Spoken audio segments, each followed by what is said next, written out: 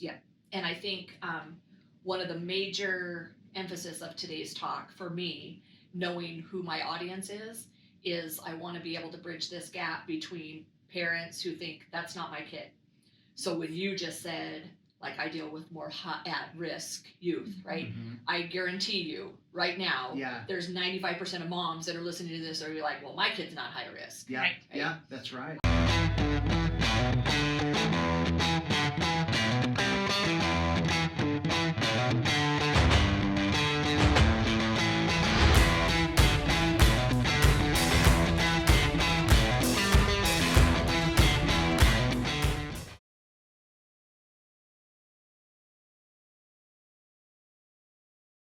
Thank you both for being here. Thank you You're for having welcome. us. Yeah, thanks for having us. We have a heavy topic, right? Especially for people that are tuning in to just look at the title of what we're going to discuss and the subject matter around child sex trafficking. And after you and I met the other day, I was like, okay, let's break this down into bite-sized pieces for people. So, because it's so important that I was playing around with the idea of like, I need everybody to tune in because there's probably no more important topic, especially for people with children, and just the general population of needing to build awareness and get comfortable having these difficult conversations. So as I was thinking through that, I thought, well, how do we do this and how do we introduce it? And so today I'm just going to start by, for one, just having you guys each introduce yourself and how we kind of got connected. And then we're going to start this whole conversation of this probably 2 or 3 part series where we talk about technology, right? Technology in youth and how that is kind of like the starting place of this whole entire process that can be completely catastrophic. Okay. Yes. Sound good? Yes. Awesome. Sounds good. So one at a time, I'll let you introduce yourself and then just tell me a little bit about like what you do, your position. Wonderful, thank you. So my name is Lonnie Whiteman. I'm a juvenile probation officer here in Kootenai County. I've been in juvenile justice for the last 13 years. I've been a full-time PO for the last 7. Paul and I partnered probably, in 2014 to bring awareness of the topic of social media and youth and safety and just the dangers, just to educate school districts, parents, community members on what's going on with our youth. And so I've really enjoyed doing that, and through my position I've been able to interact with a lot of what you would, I guess, categorize as at-risk youth. Okay. So the population that I'm dealing with, they're at risk, not because so much of their criminal behavior, but because of just family systems issues, substance issues, that sort of thing. So I come alongside them and offer them support and resources in the community. So, Paul Farina, I'm with the Idaho Internet Crimes Against Children Task Force. It's run through the Attorney General's office. And we do child exploitation, child pornography investigations. I'm responsible for the 5 northern counties, all the investigations for the 5 northern counties. And we investigate any complaints that come from, we call them electronic service providers. So anybody that operates on the internet, your Facebooks, your Googles, Pinterest, they have to report by federal law any child exploitation. So that could be child pornography, it could be an adult contacting a juvenile online. So they have to capture that data and send it to the appropriate ICAC task force. And so we have plenty of work there. But we have so much work, I thought we needed to get into the schools and we needed to educate a little bit more and let parents know what's really going on. So Lonnie and I got together. Actually, we had a girl in juvenile detention that we had a common case with, and she was one of my former DARE kids, and she was being exploited. And we ended up talking to her, good kid, just going, the wrong way. Mm-hmm. And so I thought we need to do some more presentations for parents and educate them. Love it. So kudos to you guys for getting out there in the community, right? Not sitting back and doing your job, which is a hugely admirable job, which I'm going to bring full circle at the end of today's talk. Because people need to be aware of that. Yeah, right? And kudos to Kootenai County Juvenile Probation. Lonnie's boss, she allowed Lonnie to come out and do this. This is not Lonnie's job. I mean, she's not part of internet crimes. She is now, kind of for the presentations, but at first she was willing to, let go of her for a little bit so we could do these. Yeah. So Very cool. Which is so important, right? Just Absolutely. because through the conversation we had the other day, where thank you for inviting me down to your office, I got to go to Paul's office and actually see kind of firsthand the systems they use, and which was so beneficial for me, because in order for me to make this beneficial to our listeners, I have to have a better understanding of how the whole process works, which you did for me, so thank you. Right. But I was overwhelmed by it at the same time, right? Well, I was worried about that. I thought when you said, "Hey, child, we want to do a podcast with child sex trafficking," that's a lot. Right. So that's just not one thing. It's the whole ball of wax. So I really was glad that you came down and saw how that all works. Yeah, and I think one of the major emphasis of today's talk for me, knowing who my audience is I want to be able to bridge this gap between parents who think that's not my kid. So when you just said, I deal with more at-risk youth, right? I guarantee you right now, there's 95% of moms that are listening to this are like, well, my kid's not high risk. Yeah, Right. yeah, that's right. Which I'll start out this discussion by sharing something that I had reached out to Paul with. I don't know if Paul told you about this or not, but a couple of years ago, now my daughter, she's now 14, but a couple of years ago, she was 10. She was just about 11. And did Paul tell you this about what happened to her? So we're on top of it, right? We really are. We're a very open family. Some people think to a fault, but really for us, there's really no subject. We've talked to her everything about sex, the insides and outs. There isn't really anything that she can't talk to us about, and not even she doesn't have to come to us. We openly broach all those situations, right? I had a shoulder surgery, so I was laid up, and she was bored, right? Dad's at work all day. Grandma wasn't around. I was laid up, bed bound for about 2 weeks. And thankfully, I have all of her text messages go through my computer. So we have a family share plan, but all of her text messages come onto my computer. And I mean, some people may say that's just totally spying on her. Where's her privacy? Absolutely not. Right. She was 10. Yeah. She doesn't have privacy, No. right? She doesn't need privacy at 10 years old. I promise. She needed zero privacy. And we've always taken the stand that we buy your stuff. Yeah. We're here to raise you. We're here to keep you safe. And so you don't have privacy nor the right to it. And your phone isn't yours. It's mine last time I checked because I bought it. So thankfully that we always have kind of taken that hard ass view on things, because after a few days of being in bed, I had gotten up and was checking some emails, and I noticed that there was text messages coming through, and it was from a number that I had never recognized. It was not a contact in her phone. Right. And at 10, she wasn't really texting people anyway, right? It was just a couple of things here, do you want to come over and play Minecraft? Right. So, long story short, she was having a conversation with someone that once I scrolled through it, I was like, holy shit. For one, I don't know who the person is. He was saying things, it was disguised as a 13-year-old girl. He was claiming to be a 13-year-old girl who at 10, she thought that was kind of cool, that there was a girl that wanted to be friends with her that was 3 years older. And as I read through there, the person was saying, you realize that you're going to be in junior high next year, so you're going to have to change in gym class in front of other people. And Scarlett was just naive. She's like, what do you mean? And the person was saying, you're going to have to take off your clothes in front of other people. And then Scarlett just didn't bite. She was like, no, I'm not going to. And then kept on. Well, the text messages were days and days and days. Yeah. And I was looking at it, and it was 11 o'clock at night. She was only 10. I mean, we've had strict bedtimes. Jeez. Thank the Lord that I had those messages coming through. Now, this is a girl who, we monitor everything. She's fairly naive, right? She's really just generally kind of a good girl. Right.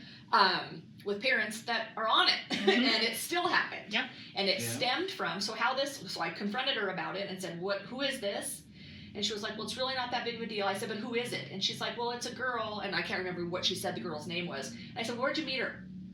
And she said, well, I was playing Minecraft which she is allowed to do, but she had always had a rule that you can't go into worlds that you haven't created with your friends. Right. Well, none of her friends were online, so she went into a world that was a public world, and instantly this person had private messaged her on her Minecraft game and said, I would love to connect with you outside of this.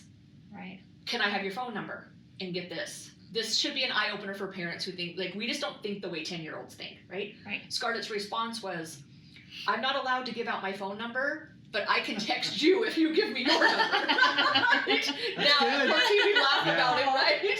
So innocent and so sweet, right? She was really trying to do the right thing, but totally didn't get it. Yeah. But anyway, I reached out to Paul at that time, which has kind of been in the back of my mind through this. And then once we had the podcast, I'm like, oh, we need to talk about this. Right. And he was able to just kind of guide me through. And he, like the person, yes, was grooming her. Yeah. Long story short, it scared the shit out of her. Poor thing. It was like when she realized the impact of that this is not a 13-year-old girl. Right. She was like scared to even go to summer camp. She was like wearing sunglasses when she'd get out of the car because she was afraid that someone would recognize her. I mean, it really was horrible. But we were just talking about last night that she was like, that was actually like a really good thing that happened to me so young. Right. Because she was sneaking on her phone. So just that little introduction from a good kid, she was willing to kind of lie to us and sneak her phone at night. Yeah. Took her out of who she really is. Right. That's typical grooming behavior. We see that over and over and over. Yep. You know, these girls and boys, it's not just girls, that will meet somebody online and they'll make themselves out to be somebody else, usually a younger person, and they'll tell them what they want to hear, and that's that typical grooming behavior. Gain their trust. A very similar thing happened to my son. So they have tablets, and I'm very strict. I'm the parent that you just described. That is me to a T. And so I let him have their tablets. Asher had his tablet. I think he was like 11 maybe. And so they can play games, but they just can't be Wi-Fi connected. Like the game is on their app. Like they can't be internet, like, you know, gaming with other strangers. Right. Well, I didn't know it, but it had been set to where he could access that. And so I'm in the bathroom, like doing my hair or whatever, and he's playing Clash of Clans. And this little character in Clash of Clans went up to him and was like, oh my gosh, you're so cute. Like started asking information of him. And so he comes to me and he's like, hey mom, this is kind of weird. Because we had several talks because this is what I do for a living. So he comes to me and instantly, and so I looked and I was like, yep. And he was on that game for maybe 15 minutes. I mean, it happens that quick. And that's what parents don't maybe need to realize is the awareness of it's not just social media. It's these games that's where you see the grooming behaviors. Yeah, the gaming platforms where you're able to talk to other people, strangers, and oh, these are my friends from school. Well, it's somebody else's friend that's a friend of a friend. Yeah. So, yeah. And I think because they're behind a screen and they're home, they have this felt safety because it's not quote unquote real life, you know, and so that's kind of where we need to rip that Band-Aid off and have those really hard discussions. I'm glad you said that because that was one of my first questions. I had to take lots of notes so that I made sure that we actually really hit all the high points. And one of them was, okay, parents are thinking that the physical world is so dangerous and not even equating that to the online world, right? Where in actuality, I was looking at some statistics that was like crime rates, violent crime, have gone down at the time that online crime has gone up, right? So parents are so concerned, I wouldn't let my kid go to the park, I would never let him play in my front yard, where the real danger is not like ride their bike. Yeah. Right, and it's like really right on their device that you bought. Right? Absolutely. And gave to them, and then a lot of times are completely disengaged with it. Yes. So statistically, you're right. Statistically, they're going to be more victimized online than they would in the real world. So it's so hard because I think awareness and education, like that's just our biggest thing with parents. Just be super engaged. Have limits on your kids' social media. Know what they're doing on there. Don't let them have them in their rooms, all night. I mean, kids are up all night. They're not getting sleep. You don't know who they're engaging with online. And these kiddos, they're just so trusting, or this has been their world. They don't know anything different. Right. We're living in a huge social experiment right now because they've not known a different world. We did. Yeah. We got to go play outside and have face-to-face interaction. For them growing up, it's going to be interesting to see how brain development is impacted, mental illness. We've seen suicide rates go astronomically high with this generation. And kids, their digital footprint starts the day they're born. Right. With us, you know, my digital footprint is much shorter than my kids. Right. So we Absolutely. need to empower parents to have the confidence to learn about technology. Ask your kids will be really happy to teach you about the things that they're using. That's how I learned. My kids told me about this thing that was called Facebook. And I'm like, show me how this works. Show me how this works. Yeah, and then I absolutely. created a Facebook page, and Yes.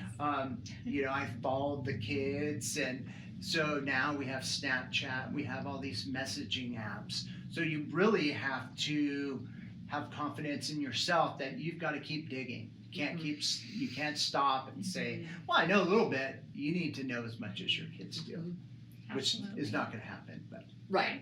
Like in all the different platforms and everything else. Like, just you know, can't keep up. my generation, people are like using Facebook mostly, some Instagram, right? Yeah. Twitter, but there's just so much more out there. I don't really know any like many adults that are snapping, right? And Right. using Yeah. Snapchat, Right.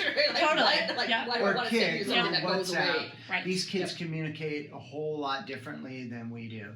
They're perfectly fine laying on their bed, and I'm thinking about my boys. They would lay on their boys and on their beds, and they'd be talking to 12 different kids.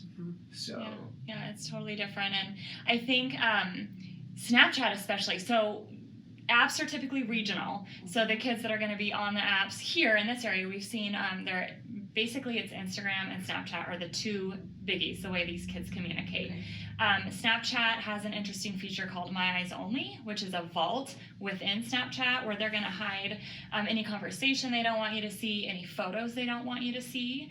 And as I said before, the caseload I work with of kiddos is a little different than your average, but all of the kids are using Snapchat. It's not just kids on probation. They're all using it. It's the most popular, at least in our region, and I would bet to say across the United States. Sure. Yeah, with that age group. Right. And so, you know, as being a probation officer, I look through their phones, and you would be appalled to see what's on those phones. Yeah. I mean, there's been several phones that I've had to give over to ICAC, to investigators, because they contain child pornography, you know, and this is a kid that you would never think that this would be on there, you know, and other kids are seeing the other kids that they're talking to, and then you kind of just see this whole world that they've developed and built around the Snapchat group.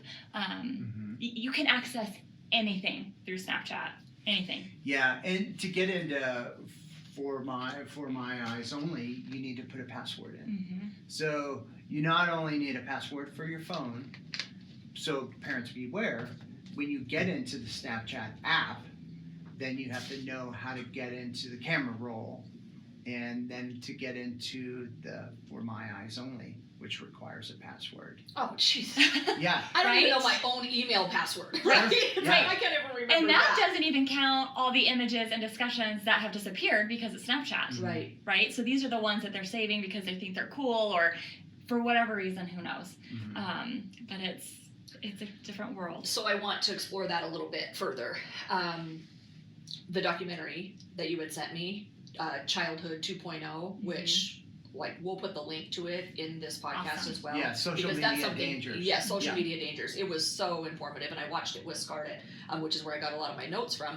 And I think that it's worth spending some time today discussing like kind of the why behind this, right? So we know it's kind of a given that kids are going to be exposed to technology, right? Some at different levels, right? And some parents are looser about it or more stringent about it. But the reality is you can't just take technology out of their life, right? Because it's here, right? And it's like I think on the documentary last night it said, when we first developed the automobile, well now people got killed in automobile wrecks. We didn't just stop producing the automobile. We just had to learn how to use it safely. And then we went to airbags and, you know, seatbelts. Yeah. I know when I was laughing last night, I said to Scarlett, I was like, oh my gosh, that cracks me up. And she goes, there used to not be seatbelts? I go, no, not until I was in high school. And I said, when I was in high school, you were considered a complete dork if you wore a seatbelt. Like I was criticized for for wearing a seatbelt. Right. Like, oh, you sucker, you want to save your life? What an idiot. Right? Like, you're a total nerd. Yeah, You don't want exactly. to die if you get in a car wreck. Right, but see how far we've come. Like Right. to her, she'd be like, they would never even think about not putting on a seatbelt. Good Lord, she doesn't even want to ride in a car that doesn't have airbags. Right. Yeah. But so we have to learn how to use it. Mhm. But I think it's important for us to talk about kind of like the why kids are doing the things that they're doing on it. And obviously we don't live in any of their heads, but we can see kind of societal pressures and peer pressure and the things that are leading kids to doing the things that until I talked to you, really wasn't aware how just prevalent it was for kids to be sharing nude photos with one another. Yeah, it's sociably acceptable in their world. So when I talk to parents, hey, I need to talk to you about some pictures that were reported to me, they're appalled by this because they don't know that's the norm for these kids. They communicate differently. They're certainly okay with their bodies.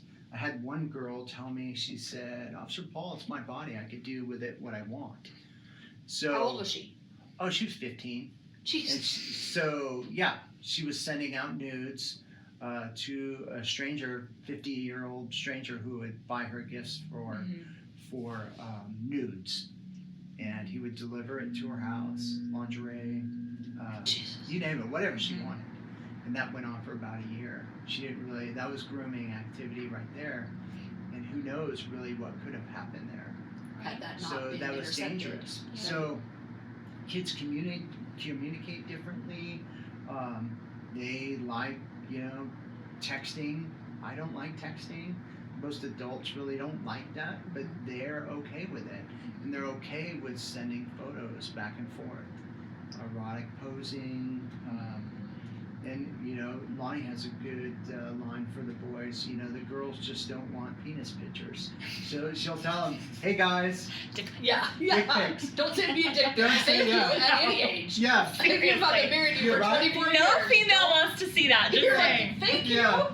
I know. And that's like people send it glowing to me on my social information. media, and I'm like, Yeah. yeah. No, I thank didn't see that. Yeah. And the boys are just sheepishly, lowering their head when we talk to classes. But, the amount of pressure that these girls are getting from other girls, too, to send nudes, that, it's a whole new pressure. Yeah, and I think not only is it their social norm, but it's a popularity. It's kind of like a hierarchy, like we were talking about.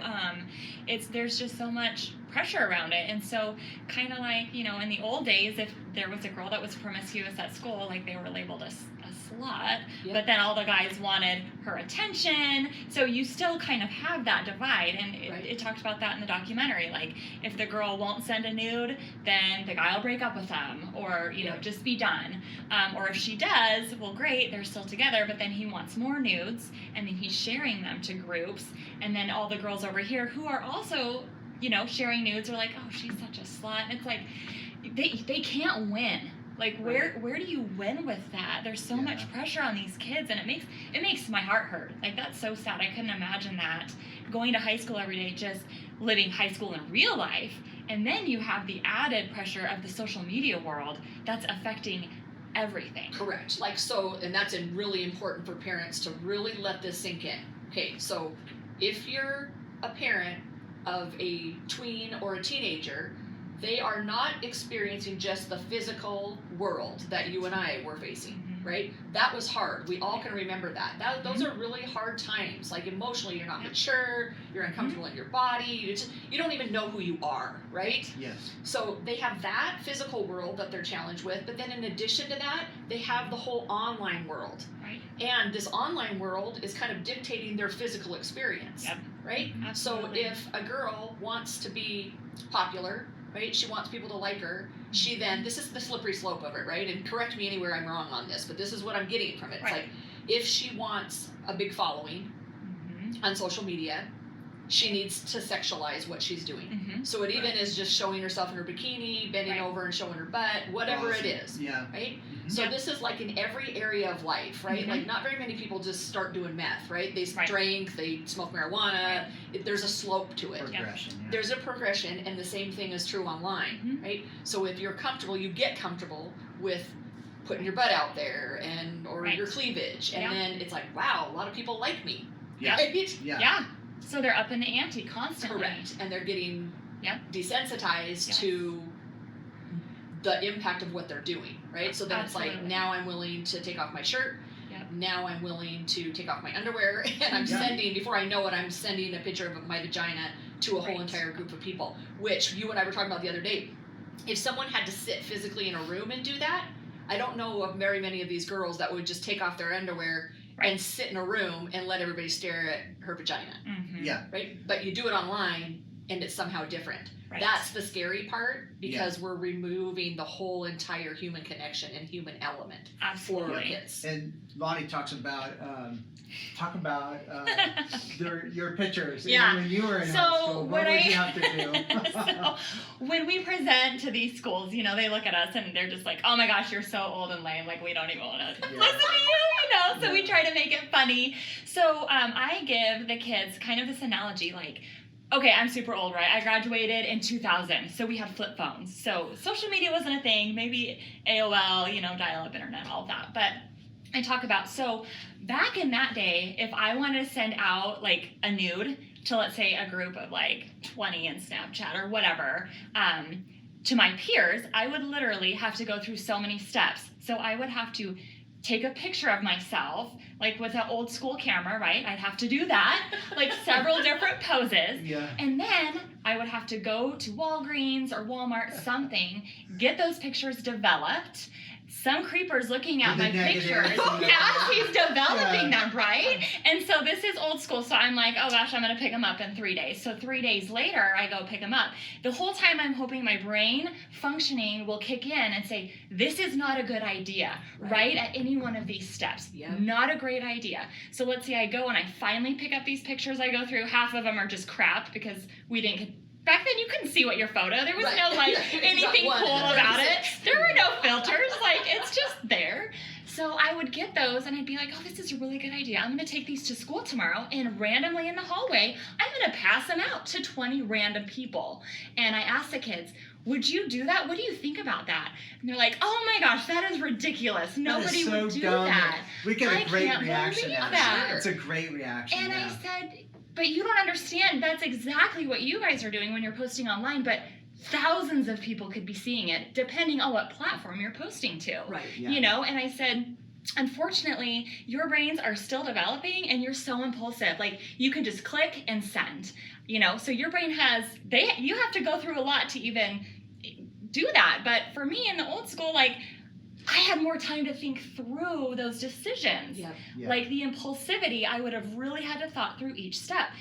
Nowadays, it's instant gratification, instant send, instant technology. Their brains are not catching up with their decision making, if that makes sense. Oh, yes. And then they're fueled by dopamine hits of likes and comments and hearts. Oh, yeah. And Absolutely. so that just triggers just this snowball effect, right? Yeah. And it's just, well, where do you stop the snowball? Yeah. And that's a slippery slope. And until you kind of let me know how prevalent this really is, I'm not naive. Like, I get it. I'm okay with reality, even if it's hard. Mm-hmm. I wouldn't have thought that kids were as comfortable sending nudes as they really are. Right.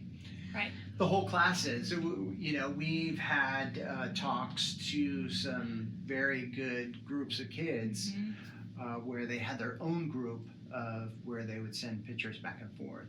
And this was not our at-risk group. This was our A students, our student body kids. So they're like, we all do this. So from a prosecution standpoint, you know, do you prosecute the whole school? You know, how do you send a message? So that is a slippery slope. You know, when do you draw the line to, you know, put the hammer down and to teach somebody? So you really have to, you know, get in the family, teach the parents, hey, this is going on. Maybe they could help modify that behavior because prosecution is not the key. There's too many. Right. And what's the desired outcome of that? Exactly. It's like, okay. Exactly. So you just have to use it as like a per case kind of, is that how you evaluate it? Yeah. And, you know, some people will say, yeah, they need to be prosecuted, but that's not the answer. The answer is we need to educate the public, the family, and say, hey, this is what's going on. Why are you doing that? Right. What are you getting from that? So, and look through text messaging and what else is going on. Maybe you're seeking this type of acceptance but really you have some depression going on too. Right. And we've seen it too, to where it might start as just guys asking for nudes, but then they start getting pretty aggressive about it and threatening, and I will do this if you don't. Yeah. I will, kind of that sextortion thing where they start threatening the girl. So basically, and it could be boys or girls, but typically it's males, they'll acquire a photo of maybe somebody they know, a nude photo, and maybe it's just a one-time thing. Maybe they were in a relationship, maybe they weren't, and then he'll start demanding photos. If you don't give me, a photo of your boobs or whatever, if you don't, then I'm gonna blast this out on Snapchat or Instagram or whatever, and your life's gonna be ruined. And so that girl will think, oh gosh, well, I'm stuck against a rock and a hard place. What am I gonna do here? And so she will feed them that. And so we've had kids on probation that were prosecuted for that, because these girls were smart enough to go to their parents and to go to law enforcement, because at that point, where does it end? Right. It doesn't. There's end. no end. There right? isn't. You can get her to do anything at that point. Yeah. And so I think too, to educate our kids, like, hey, if somebody's threatening you, if this is going on, don't be embarrassed or don't be scared to talk to me about it. And so for parents, that's really hard as a parent to hear that and to not overreact. Yep. But if your child is, they made that mistake and they sent it out once, or they did something, but now they're the victim. And so that's a whole different story then. And we try to tell parents that you've got to talk about this issue. Yep. You've got to talk about it, and you have to have a relationship with your kids that they know you're not going to freak out. If when mom says, "Hey, did you send a nude?" or you go to mom and you say, "Hey, this is what's happening right now. This kid wants more pictures. If I don't," she's got to have the confidence in you that you guys have a good relationship and you're not going to freak out on her and take all her devices, take her car, or even shame them. Or shame them. Right? How Because dare you. there's shame in that, just as from a human nature standpoint, which I do know a lot of. Right? It's like we crush our own spirit and our own soul through bad decisions we make, right? And that's at every single age. And our kids are especially susceptible to that, right? Because they're not ready to be making important decisions like this. They make a bad decision, then they beat themselves up about it. So the last thing they want is to go to their parent and then be like, what is wrong with you? Why would you be looking at pornography? What would ever possess you to show your vagina to someone on Snapchat? Right? Which as a parent, it would be very easy to do, right? But that's the last thing they need, because if you want them to talk to you, they're not going to talk to you if they think that you're going to shame them, because they already feel bad enough about themselves for doing it. Right? The last thing they need is a parent telling them how bad they are. So our message to parents is you have to have that poker face. You may be dying inside, but you've got to have that poker face when your kids come to you and they trust you enough to tell you this. You've got to have that poker face. You could go scream in your pillow later, but you've got to have that poker face when you're talking to your kids. And I think too, just having that, just dialogue with them, consistent dialogue with them about social media and healthy use of technology. If you make it like the sex talk and you have like a one time sit down, for 20 minutes and that's it, they're moving on. Like, they don't remember that. But if you consistently have just short little dialogue, throughout the week or their days, and it's just normal, it's just a part of life, it's a lot less just strict, just kind of commonplace. You just check in. It's just a way to check in with your kids, and it's just part of your daily conversation. No different than like, how was your day at school? Right? Which is important to ask, right? We never left it at that. We always were like, hey, best thing, worst thing. Not how was your day, because otherwise it's fine. Right? Like, keep it open. Good day. No, it was like she had to actually answer me, and we did that from the time that she was in kindergarten. It was like, pick her up. It was like, hey, what do you want to start with? Best thing or worst thing? And then it would always lead to just fascinating conversation and her having some space to be able to just tell me real things that were going on in her life from school that otherwise I wouldn't know if I just said, how was your day? Fine. And timing's everything on that. So, give them their space right after school, or, figure out a good time where you guys are just laying around watching TV, maybe being on your phones in the evening. Hey, tell me about this or tell me about that. That's a great idea. So, kids are sexualized so much younger than ever before. And that's a whole nother topic, is talking about kids and pornography. Right. Well, no, I'm not, like you're open now to kind Yeah. of explore that Yeah. a little bit and bring our listeners up to speed So on it. they have access to pornography more than they've ever had it before online. Mhm. So I think the average age 12 years old. Oh, it's very, yeah. Yeah, it's Yeah. really young where they're accessing pornography. And the rate that they can access it, before, you found a Playboy here or there, Mhm. and you had the 46 pages or whatever, and you're done, right? Right. Until you found Until the you next found one. the next one. No, next month's Yeah. But it's endless online. Yeah. It's endless. Mhm. So there's no end to the internet. Mhm. So you keep accessing and accessing, Mhm. and the things that they're accessing too. It's just not looking at girls and boys. Mhm. There's a lot more to it, Mhm. and that's where some of these kids end up finding themselves in trouble. Right. So Yeah, for sure. And porn's becoming, from the studies, it's saying it's becoming more violent Mhm. against women. Mhm. And so you're seeing that trend. And I know Paul and I have talked a lot about, your hands-on perpetrators. Typically, they all started with some form of pornography, which is alarming, because if our kids are exposed to it at such a young age, it's changing those brain pathways. Like Mhm. their brains are still developing, so they can't even cope with that. Those images, they don't even know what to do with that. And I personally think that puts them even more at risk, because that's almost like a grooming in itself, because they're being desensitized to these images. Yeah. And so when something happens in real life, they think that's normal, and it's Absolutely, not. because it really does change, like that early exposure Right. Yeah. to images that Right. they aren't capable of processing. Mhm. It does change the way they perceive Right. other people as they Right. get older. Exactly. Scarlett was asking us last night when we were watching the documentary, and she was like, well, I kind of just don't get this. Like, why are people, she really wasn't there in her head. And Yeah. so, like, why would you ever want to see something that was really terrible, like people actually engaged in, Mhm. intercourse or any of these other things, or more violent things, Right. right? But I explained it to her in this way, is think about like a law enforcement agent, or like I told her, like Dad being a doctor. His very first time he had to go in and treat someone that had just been in a car accident, it's really overwhelming and devastating to yeah. him, right? Right. First time a police officer goes out on the Mhm. streets and comes across some terrible accident or someone shot or anything else, it's like mind-blowing, right? They really have to take time to decompress from that.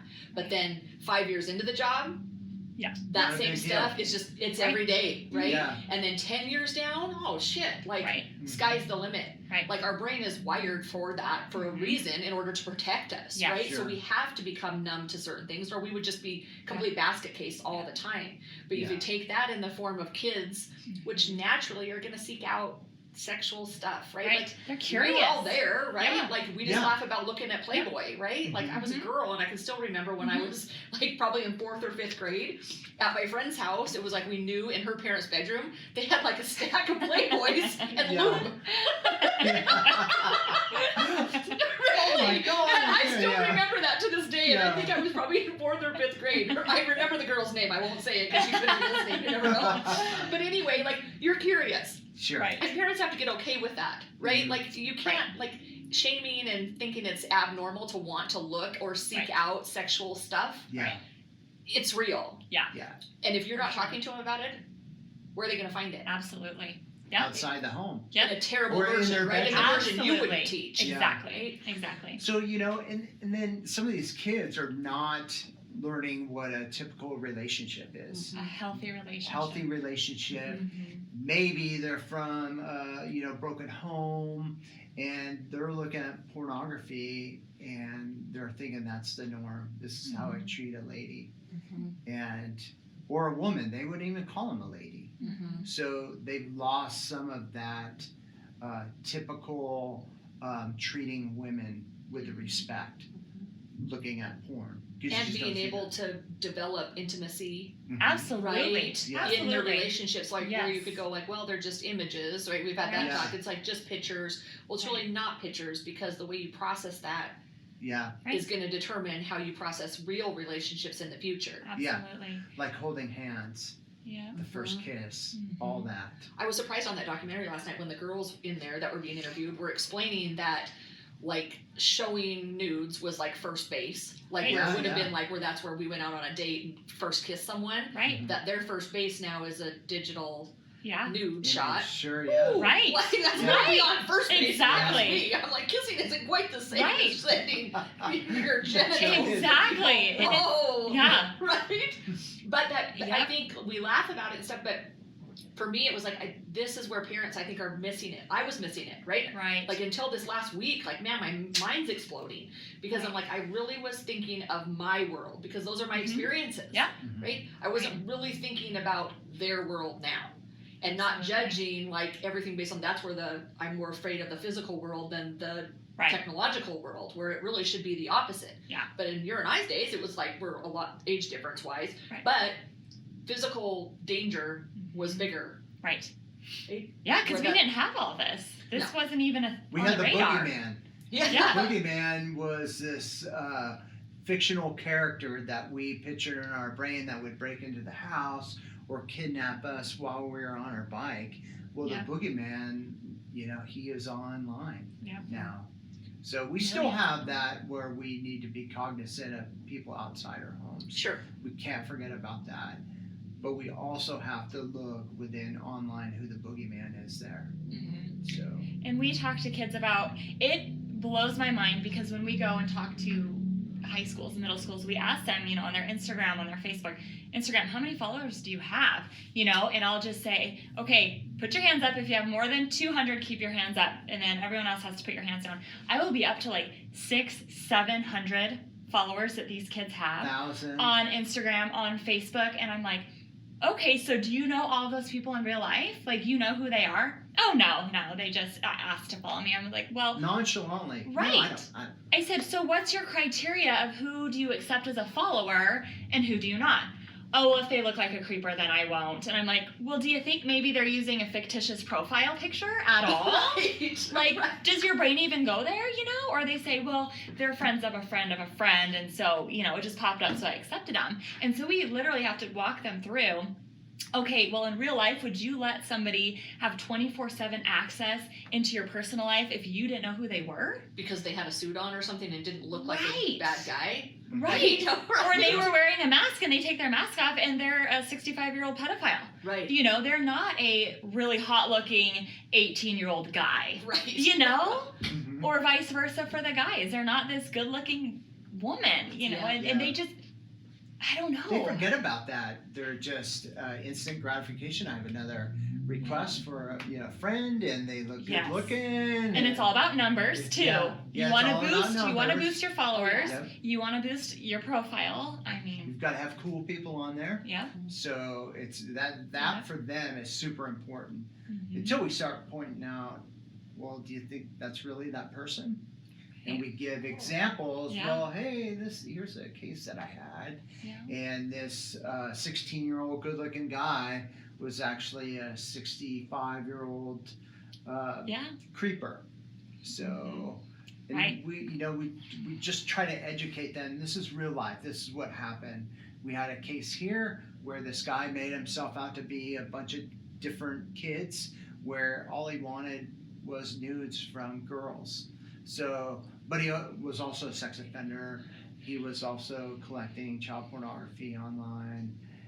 He had a bag of children's underwear, Oh Jesus. and we found his computer, his device, under that. So with all these different personas that he was grooming these kids. So See, and I hope I want to stop on that for a minute because I really want to give parents a chance for that to sink in, right?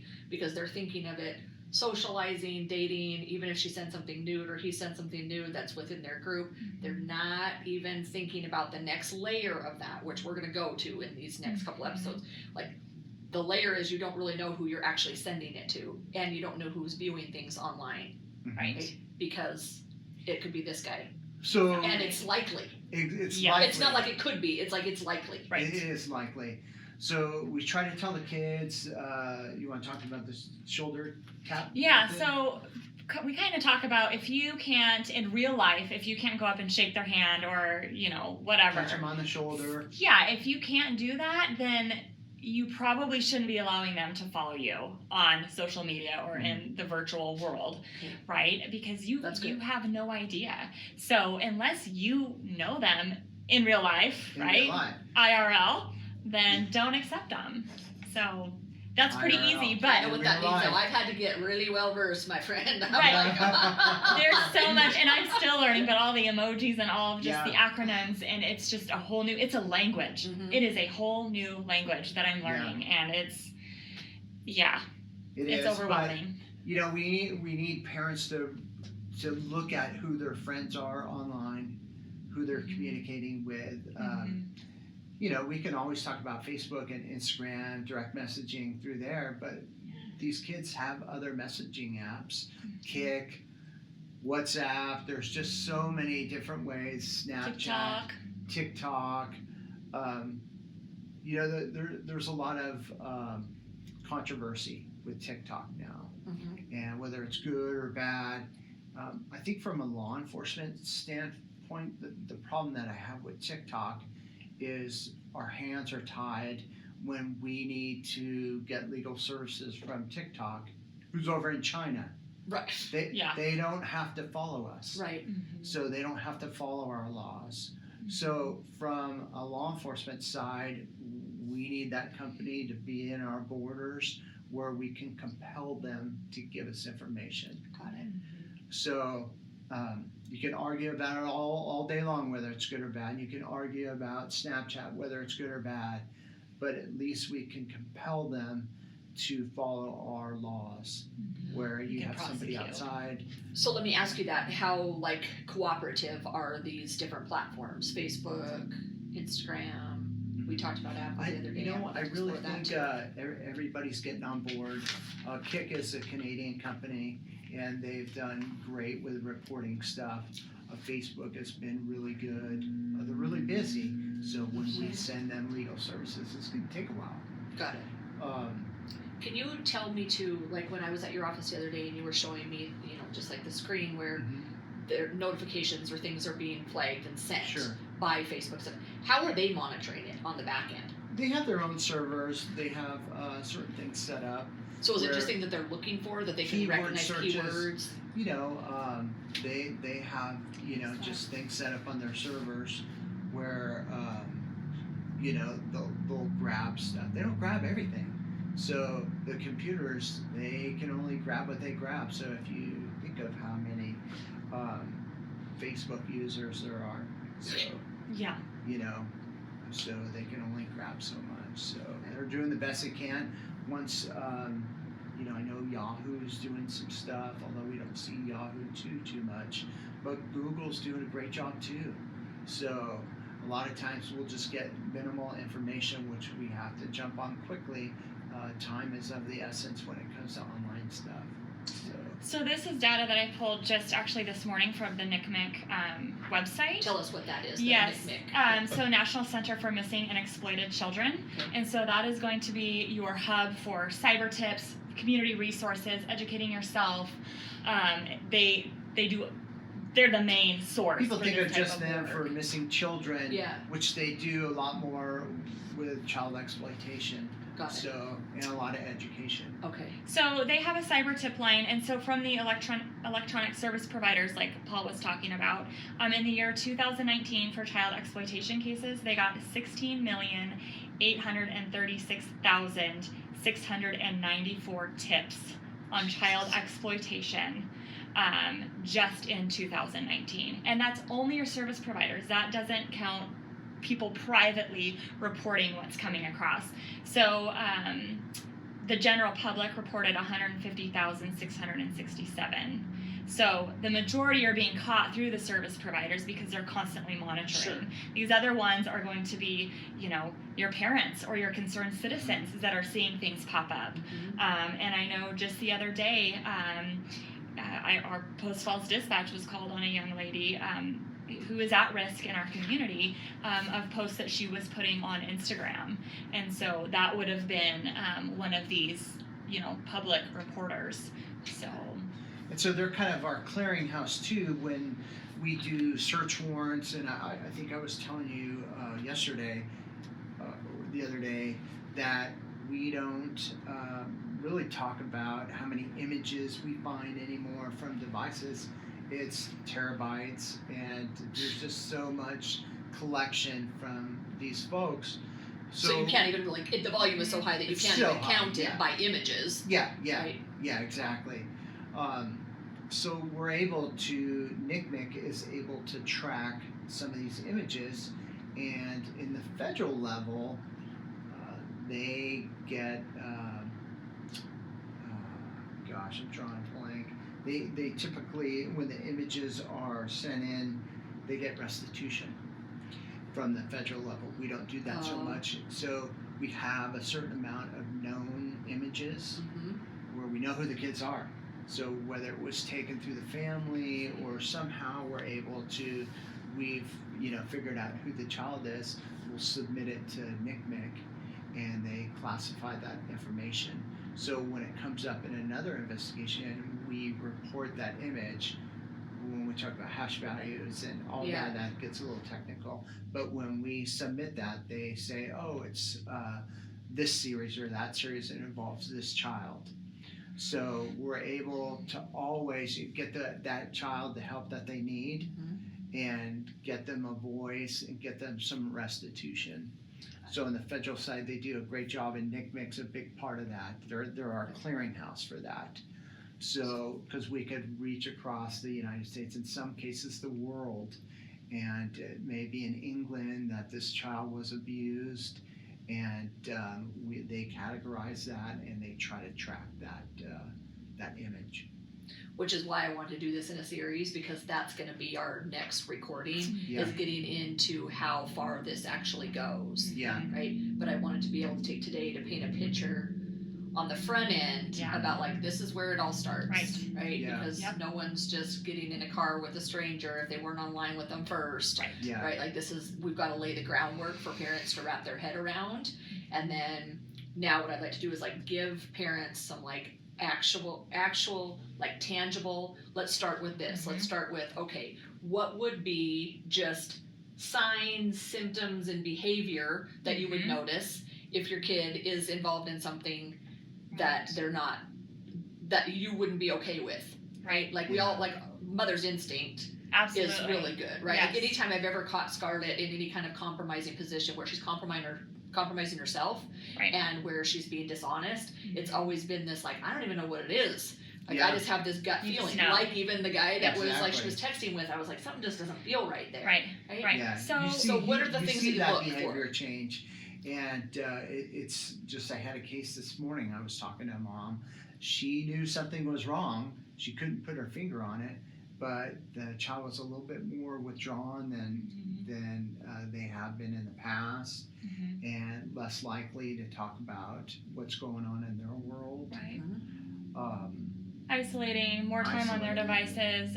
You'll see them not wanting you to check their devices or give up their devices, that sort of thing. And if it has trickled over into the real world, which it always does, maybe not wanting to go to school because they're embarrassed or they're feeling bullied, we see that. But I think even before you get into, okay, what do we watch for after maybe something bad has happened? How do we on the front end get ahead of that a little bit as parents? So let's start there. So I would say first and foremost, delaying the age to where your child gets to have that device, and when they do, putting really strict boundaries around that and having really good open conversations before they even are allowed to have that, because you're not going to give your kids keys to a Porsche if they've never driven a Porsche. You're not going to do that, right? So with cell phones, you're not just going to give them free access to the entire world, good and bad, without kind of laying down those safety foundations. So first and foremost, I would delay that. Me personally, like I said, my oldest is 14. He still does not have a smartphone. He has a tablet that stays at home, and he earns time on that tablet. It's kind of our currency right now, and we have strict rules around that. And then So he does have a phone though. I kind of plug this company, and it's the first one I've ever found. It's called it's Gab Wireless, and it's amazing because they have these phones. They look exactly like a smartphone. They text like a smartphone, but it's only calling and texting capabilities. No Wi-Fi on it whatsoever. So they're not going to be downloading. They're not going to be hiding apps. They're not going to have vault apps or anything like that. So I go through and I check his text messages, and he's good with that. You know, he doesn't mind that, but I'm going to continue to delay until I feel like he's mature enough to be responsible to have that, because that's a huge responsibility for a kid to have access to all of that. Me and Casey both were the first to admit, like, we let her have a smartphone too soon. At this point, we haven't seen anything catastrophic, obviously, that she's done on it, but from a point of like even contention and argument, we're like, why did we even do that, right? Like, like now we got to argue with her about like, get off your phone when we're eating dinner, because we're like, people in front of you deserve some respect and attention, right? I wouldn't read a book if we're out to dinner together. Like, but it's somehow fucking okay to just like look at your phone and ignore the people sitting in front of you. That's the kind of stuff I talk to her about. So for us, it's more of that kind of a fight, right? You're like, social etiquette, right? So from that regard, we know that we're like, okay, that was if we could do it over, we would delay it. And she was probably 10, like right around 10 when she got, and we just gave her a smartphone because it was our old phone. So when we upgraded, this year was last Christmas, she got her first own reel, like in the package, here's what you want. But we do base it on maturity level and trust factors, and like my daughter's the furthest thing from an it girl. Right? Like she just doesn't get involved in that. So like for her, I'm like, I don't worry about the bullying and stuff, because she's like, I don't give a shit about any of that. She doesn't want to wear makeup. She doesn't want to brush her hair. I already told you that half the time. Right? So for us, that wasn't our biggest concern. But then even that, we are not naive about it, but clearly I learned, because you don't know what you don't know. Right? I don't know what I don't know either. Right? So it was like we have lots of restrictions, but I totally agree with it. And I think too, like what you're saying is it's hard for parents, because once they have one, there's no going back. You know, there's just not, and that's okay, because like I said, this is the first generation where we're really having to parent this. We don't know, like we're all still learning this. It's a lot to navigate. We have the real world to navigate and the social media world, like technology, so it's hard. So our providers have great parental programs that you can get. Verizon, AT&T, you just got to go ask them. Walk into the store, hey, show me how this parental part works on this device, and you could shut it off at a certain time, and you know, I think they offer some great services. Well, I'm glad you said to go in somewhere and have them teach you, because your kids know. There's like a couple of things that are a given. Your kids know way more than you do. That's just a fact, right? And you're not going to be able to catch up with what they know, because we didn't grow up with it. So you have to first accept the fact that your kids are going to know more, and then secondly, and I see this in nutrition and fitness and lifestyle and mindset, whatever it is, when people are overwhelmed by how much they don't know and how big the task is, their tendency is to just go like, I can't even deal with this, and so I'm just not going to deal with it, right? So that's a biggie, and this is one that could save your kid's life. Absolutely. Yeah, we talk about not giving the Wi-Fi password to your kids, and that's super important. They need to come to you and they need to say, hey, I want to go to this app or that app, or purchase this or that. Don't let them do it on their own. Right. So like any of the download passwords, like app, like, because, you know, I have an Apple phone, so if I want to download something, I need to put in the passcode. So you as a parent, you just don't give them that passcode. And if they want an app, they have to come to you and ask, hey, I want this app. Great, that opens up the conversation. Like, okay, why do you want it? Let's talk about this a little bit. And then if it's legit, go for it. You know, but it's just like when you get your driver's license. When you get your driver's license in Idaho, it's a graduated program. And you have to go to some training, and you have to ride with your parents. You can't drive at night. You can't have passengers. Well, we need to think about the same thing with our cell phones. When we give cell phones to our kids, there's got to be a progression for that. You just don't give them the box. Merry Christmas. Can't do that anymore. 15-year-old, 5 years ago. For a 12-year-old. And then go, you know what? What you're going to do out there is just is so overwhelming. I'm just not even gonna think about Right. it. Sure, Right? yeah. Like, it's Exactly. so comical, but We're that's good. what we're literally doing with the phone. Absolutely. Right? Or Yes. computers in the room or any of the other Yeah. devices. And I think too, some of the stuff, you know, I know parents are super, because I'm overwhelmed. I get overwhelmed too about just how do you monitor all that. But if you have more, I mean, not more rules, but real world rules. So your phone turns off at 9:00 p.m. It goes on this counter. It charges. You don't get it in your, you know, in your room overnight. There's a lot of kids that aren't getting sleep because Oh, yeah. they're on their phones all night. They're getting notifications. So that, and then also modeling. How do we model our There you go. interaction with technology? Because it's really easy. Because we as adults get addicted to our technology and to our Absolutely. phones and everything. And or even if you're just reading a book on your Kindle or something, maybe get a real book so they see, oh, mom's reading a book. Because when you have your face on an iPad, they don't know if you're. They don't get the connection. They don't know. They don't know that you're reading you're a reading book a on the. Yeah. Right. You're speaking my language because I Yes. already teach this because obviously from a health standpoint I'm like I Right. understand the implications of blue light at night and I Right. get it. It shuts down your melatonin production, so I don't care if you don't think it affects you, it does. Like you're not producing Absolutely. melatonin, so you're not going to get a proper circadian rhythm and sleep Right. cycle, all that, which kids, they're developing brains, they need sleep more than anything, right? Like we all do, but Absolutely. they especially do. Yes. So you're Yeah. totally speaking my language. Yes. And I think that that's so important because I promise you that there are a lot of parents that are preaching this and they're thinking, I'm going to do all this stuff while they're listening to us, Right. but then you have to actually do it yourself. Absolutely. In our house, the rule Yes. is your phone gets put away at 7 Yeah. because I'm like, we just Yeah. have to pay attention to one another Yeah. because we're all guilty of it, right? Like I Absolutely. can slip into, for me, it's work. I work late at night. I'll be like ignoring, I'm cooking dinner and answering emails. Right? And then Scarlett is kind of checked out. She's playing, she gets 1 hour, right? 1 hour during the school week every night. If she has everything done, she has 1 hour to play her Switch, right? And she plays it on the living room screen so that we're sitting there. But she could easily tune out. And then all of a sudden I'm like, shit, she's been on her Switch now for 2.5 hours. Casey will just look at the sports page or do whatever he wants to do on sports online. And before you know it, we've all just kind of like dissolved into our own worlds and we're not even paying attention. So for us, it's 7:00, your phone goes away, everybody's phone goes away. For sure. That's the end of it. And she does Love not that. get to keep her phone Right. in her room.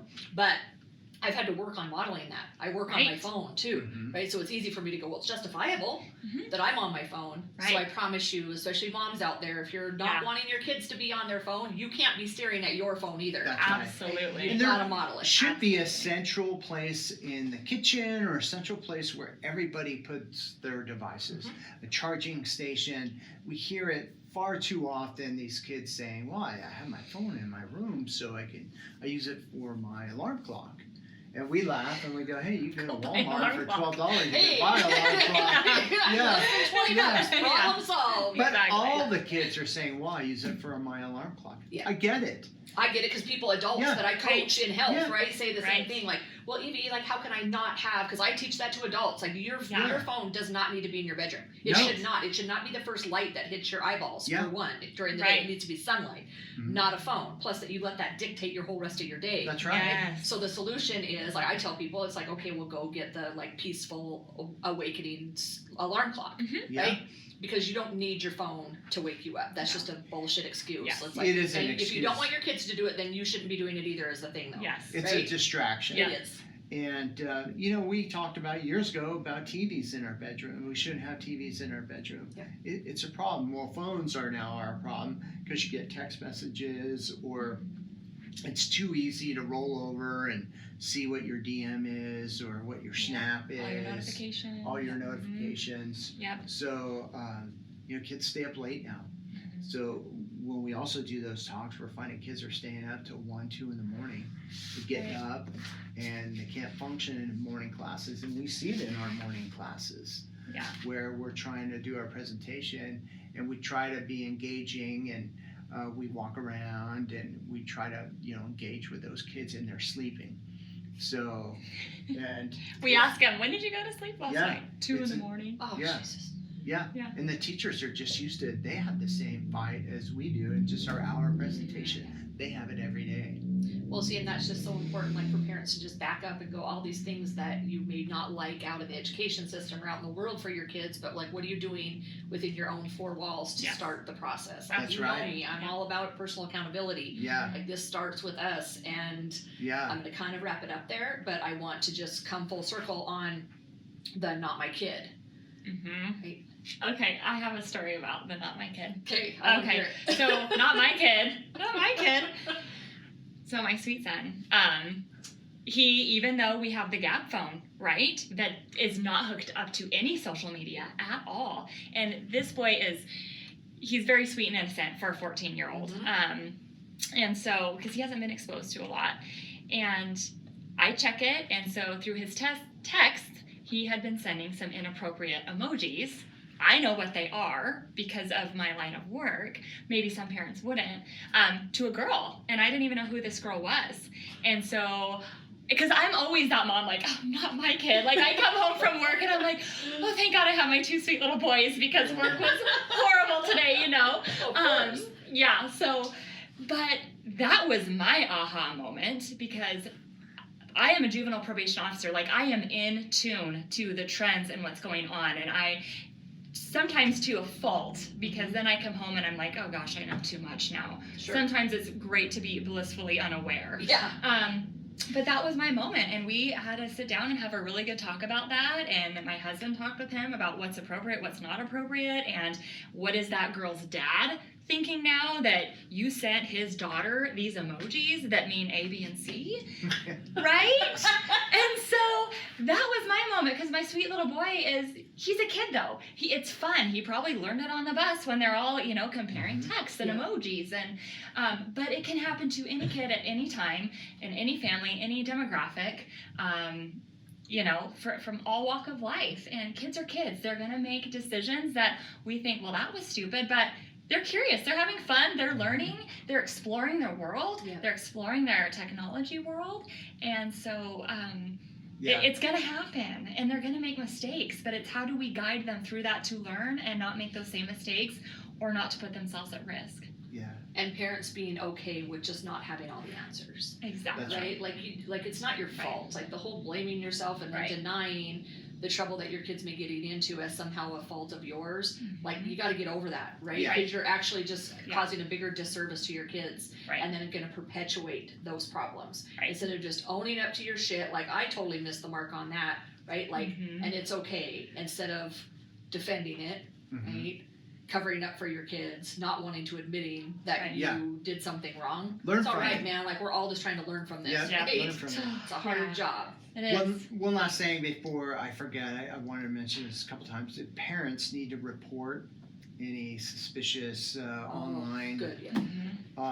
Certainly reach out to your local law enforcement, or NCMEC's a great, they report our cyber tips. It's a cyberdipline.org or 1-800-THE-LOST. So you can call that number, talk to somebody, say, hey, I think there's an online presence that's reaching out to my child. So and they'll come up with they'll make a report and send it to the appropriate. Yeah, I guarantee parents don't realize the importance of that, right? They just think within their own home they are dealing with it. Yeah. Sometimes local law enforcement, they don't have the experience. That's why we kind of exist. We fill in that gap for technology, and we can assist anytime. But certainly report it to both, actually, local law enforcement or the National Center for Missing and Exploited Children. Call them. You can look them up online, and Cyber Tip Line is really good. They'll gather all that information. Perfect. Well, so next time when we meet, which I'm actually really looking forward to, we're going to be able to take this discussion even a little bit further, a little bit more difficult for people to hear, but we both know needs to be brought much more awareness to, even if it isn't personally affecting you. There's more awareness that needs to take place. And then that leads me into when you just talked about law enforcement. Right? These are the kind of parts of law enforcement that people don't think about. And in our current times where we've got all this social unrest and people wanting to defund the police, which don't even get me started, right? People aren't putting two and two together. Like, what do they think you do? You're law enforcement. You're out there protecting kids from sexual predators. Do we want to defund you?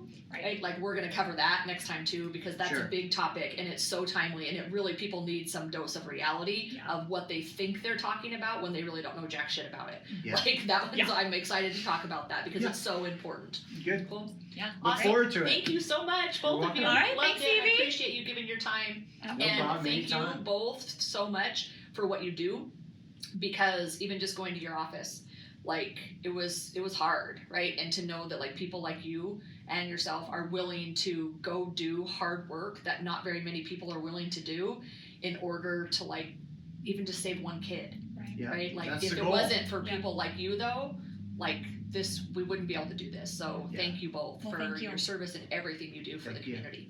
It's an honor. Thank you. Alrighty. Thanks, guys. Thank you.